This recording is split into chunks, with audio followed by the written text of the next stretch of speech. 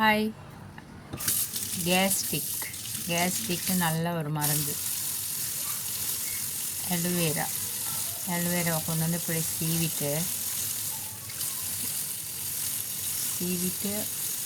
உள்ளுக்கு உள்ள ஜெல்லை மட்டும் எடுத்து நல்லா ஒரு 10 or 11 டைம் நல்லா கழுவிக்கணும். ஓகேவா? நல்லா கழுவிட்டு 10-11 டைம் போல் நல்லா கழுவணும். அப்போ அந்த கசப்பெல்லாம் போயிடும்.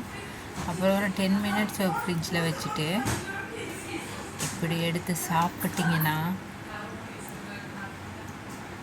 கேஸ்ட்ரிக் பட்டா பறந்து ஓடிடும். சரியா? என்னோட கை வைத்தியம் இதுதான். ஓகேவா? நீங்களும் ட்ரை பண்ணுங்கள்.